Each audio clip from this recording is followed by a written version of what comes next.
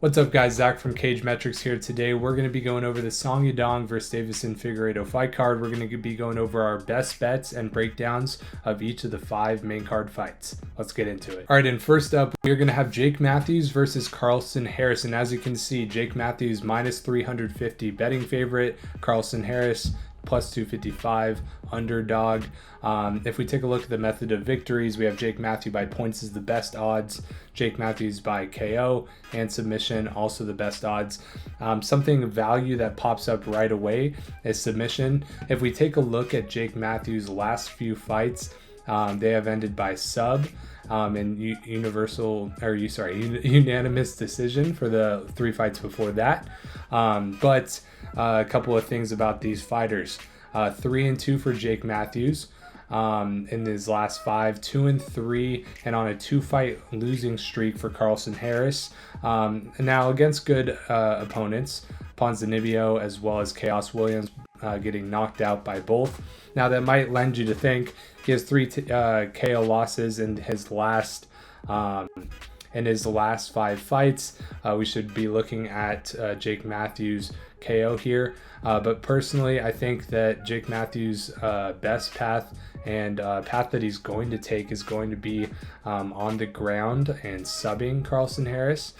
Personally, I think Jake Matthews is kind of on the I want to get string together some wins so I can be fighting more of the top 15, top 10 guys.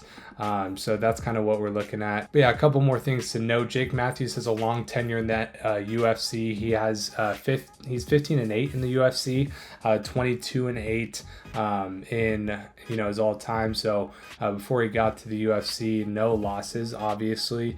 And then once he got to the UFC, he started fighting some better guys. Especially recently, Michael Morales, Neil Magny, Chidi, absolute dogs. Even Phil Rowe, even though he hasn't been performing as of late, that's still a very quality fighter. Even though he's on a 1-4 streak over his last 5.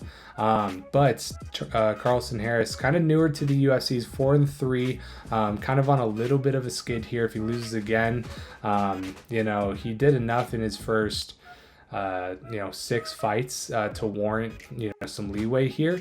But he's definitely going to want this win. Now for this fight, I don't believe that it will go to decision. If it does go to decision, I believe that Jake Matthews will be able to pull it out. So kind of the way I'm leaning with this fight is going to be Jake Matthews by submission or on points. I think minus 110 here is a great way to play it. I'll be doing 2 units on sub or points. Can it be KO or points? That is very likely. I think Jake Matthews' best way to go here is going to be by submission, just for the value as well. I like the minus 110 price tag more than the minus 145. And I think that if he wrestles, he will have success here. So that's the way we're going to be leaning on this fight. Let's get into the next fight. All right, and here we are with Kai Asakura versus Cameron Smotherman. So I'm actually very excited for this fight. These are 2 fighters that I was very excited when they joined the UFC. However, they have both had pretty disappointing starts. So just to take a look here, 5'8 versus 5'9". 32 versus 28. Striking accuracy 45% and 38%. Something interesting about Kai Asakura, he's only averaging 2.4 significant strikes per minute, but he absorbs 4.52. Obviously, these are against some very top tier talent in the UFC with Pantoja and Elliott. Cameron Smotherman, on the other hand, he averages 4 strikes per minute and only absorbs 3.52. Now, does that really matter in this matchup? Not really too much, just because they have such a small sample size. 3 fights for Smotherman, 2 for Asakura, both obviously combining for, I believe, a 1-4 start to the UFC, 0-2 for Kai Asakura, 1-2 for Cameron Smotherman, both on a 2-fight skid. Now, both to some fairly decent competition, losing to Ricky Simone, not a very big deal, especially when he's going to wrestle you the whole time. And then Obviously Kaya Sakura, Alexander Pantoja. But the odds here, minus 320 for Asakura. KO is his best prop here for this fight, obviously, but I think I might even get granular on this fight. I think these guys are both going to be trading. I don't believe they're going to be wrestling all that much. They might be grappling. It might be a lot of stuff along the fence, but we could also just see kind of a head down, throwing blows type of fight. Now, if we take a look at the odds, I mean, plus 130 for Asakura, plus 550 for Smotherman by KO. Something that could be interesting to look at would be KO round combos. Kaya Sakura to win by KO in rounds 1 or 2 can definitely be something to look at. Or even in rounds 2 or 3 for a better price tag. Smotherman, not as much. I really think this is going to lean Asakura's way. He's just fought far better competition. His work in Risen FF, Fighting Federation, was very outstanding. Only winning one championship there, but the only other losses coming in championship fights after 2017. A lot of KOs. 2 KOs before getting into the UFC and then getting submitted. I don't think Smotherman is going to be a submission threat in this, and I would lean to Kaya Sakura's side on the boxing.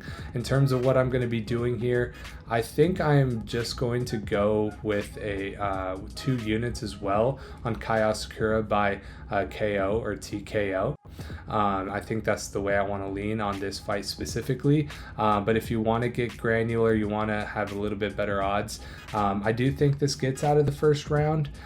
So Kaya Sakura by rounds 2 or 3 is something I might sprinkle a little half unit on. So something to think about depending on how you like to bet. That could be another prop you look at. All right, and another fight that I'm looking forward to here is going to be Sergey Pavlich and Taliesin Teixeira. So interesting fight here. We definitely have a couple of people who can hit very hard, have shown that in the UFC. But something interesting about these two guys, if you take a look at their last 5 fights, specifically the last 3 for Sergey, he has gone the distance in all 3, even with guys who do like to stand and bang, like Rosenstruck and Cortez Acosta, and Taliesin Teixeira with Tai Tuivasa of all people went the distance. So something specific that I kind of like here is fight to start round 2. We'll see if I can get that line here. Fight to start round 2. Oh, sorry, we're on the wrong one. All right, here we go. Found it. Fight to start round 2, minus 122 for these guys. Now, is this a fight that could easily just get, stopped in round 1? Of course, these guys have shown in the past that, a lot of their fights can go in the first round, specifically Sergey in all of his first 1, 2, 3, 4, 5, 6, 7, 8 fights. KO was the what happened, and he was on the winning side of 6 of those. Now, last 3 fights, he has been taking a bit more of a conservative approach after losing to Tom Aspinall. I think that might have just got something in his head that, hey, maybe these top guys, we can't just be going nuts on. Teixeira, on the other hand, he is a young up-and-comer. He will want to make a statement here. But if Sergey is playing that more conservative approach, like he has in his last 3 fights, if Tai Tuivasa isn't getting out of there or getting you out of there, I put his power pretty similarly on the level of Sergey's. So I think they might both be just looking to get a victory here, to kind of string together something, a second win in a row for Taliesin or a 3rd in a row for Sergey. I think this is going to be a measured fight. I think these guys are going to want to feel each other out for a round. And will a KO come later? That's very possible. But the way I'm going to be playing this is yes. on this. It might be a little bit of a nail biter, but I like the price tag. That's what we're going to be going with for this fight. All right, in our third fight here, going to be Zhang Minyang versus Alonzo Menifield.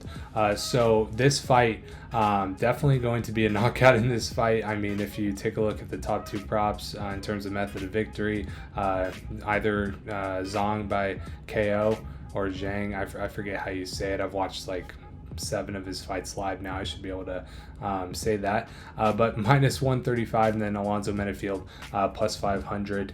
Menifield by points. You know, if it gets there, I do probably lean that way. Just no way that this is going to get there. So if we take a look at these two guys, 19-7 versus 17-6-1. Last 5, obviously 4 first-round KOs in a row.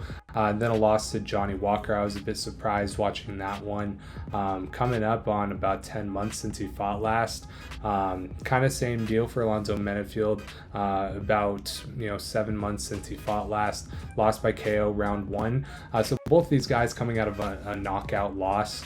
Now, Alonzo Menifield did win against Johnny Walker. That's a common opponent that they have. However, if we just take a look at his last 5 fights, losing 3 by KO, that does something to a person. Zhang or Zhang, however you say it, losing by KO once, that can affect someone, but it also could just be a bump in the road. Losing 3 by KO in your last 5 definitely does something to your mental, especially when you're going up against a guy that can just put your lights out. Personally, when it comes to betting lines here, I am taking this Zhang Minyang KO prop, but also I really think that I'm probably just going to go take a look at method of victory and method and round combo. Plus 160 for Zhang in round 1 is definitely going to be the price tag I'm liking. I think he gets Menifield out of there quick.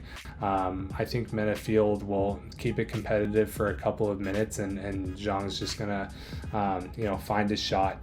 I think he's going to get it done in either the 3rd or 4th minute of the round. I just don't see Menifield getting out of there, so that's how I'm going to be playing it. Probably about a unit and a half on this prop. All right, and the main event of the evening, we're going to be looking at Song Yadong versus Deiveson Figueiredo. Song Yadong, massive favorite. I don't like it. I don't think that he should be this massive of a favorite. I don't think Figueiredo, is just a washed up fighter, at this point. Did he come up a weight class? Yes. Is Song Yadong leaps and bounds above Figueiredo? I don't think so. Now, would I ever play his money line on a parlay? I would never do that for the life of me. Now, just to preview these guys, I mean, Song Yadong definitely does have some impressive, wins on his resume. Cejudo, albeit kind of a washed-up Cejudo. Ricky Simone, knocking him out. That's a very good, especially in 2023, win to have on your resume. Marlon Moraes, Marlon Vera in 2020, he's been getting it done for a while. Now, in terms of Deiveson Figueiredo, if we take a look at his, obviously has all these championships at a different weight class. Looking at the last 5 of both of these guys, he does have, Figueiredo does have a win over Marlon Vera more recently. Peter Yan loss, Corey Sandhagen TKO loss, and KO loss. And then Umar Nurmagomedov, going to decision. That's something that I bet for that fight. Didn't think he was going to win. Definitely, kept himself alive in that fight, and that's pretty respectable, even though Umar doesn't, look for the finish ever. And then a split decision against Montel Jackson. He probably shouldn't even be close to a split decision on that fight. Now, in terms of what I'm leaning for this fight, the KO from Song Yadong scares me. Figueiredo getting a sub, also scares me. But when I look at the fight go to the distance, yes, at plus 106, And then I look at their, records recently.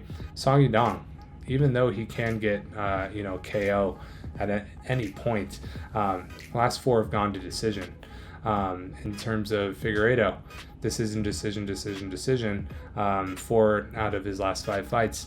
Now, this is a 5-round fight. They're both at this point pretty accustomed to, fighting those types of fights. Obviously, not very recently for Song Yadong, but 3 in a row there from 2022 to 2023.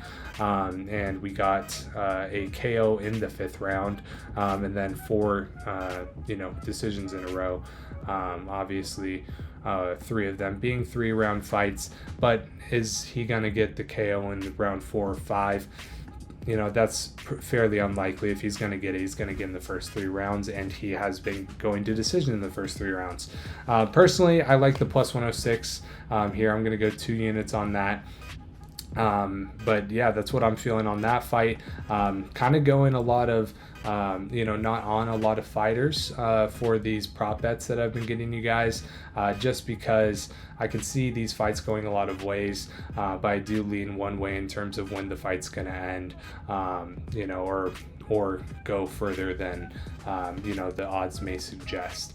So that's why I've leaned that way throughout the night. And here we go, a bonus for you guys. We're going to be giving you guys a 3-leg parlay. Now this does not hit plus 300 for a lot of the boosts that a lot of you guys probably like to do, but I like to do kind of a larger bet, 5 to even sometimes 10 units on about 3 guys that are minus 250 to minus 350 to get a little above plus 100, and that's what we have here.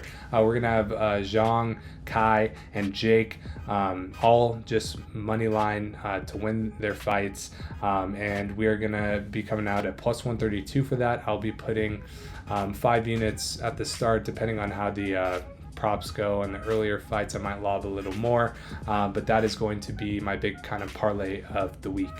So let me know if you guys are taking that, or if you're interested in it in the comments below. But yeah, that's pretty much going to be it for this video. I hope it was insightful for you. Leave your best bets in the description below. I'd love to talk with you guys about them. If you agree with any of my stuff, love to get the conversation started. I appreciate you getting to the end of this video. If you have, please leave a like.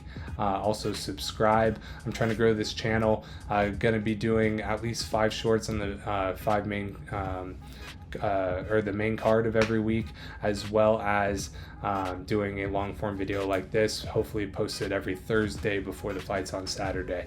So if you guys think that's a solid thing that you'd be interested in watching more, please subscribe. But yeah, anyways, I'll see you guys in the next video. Peace.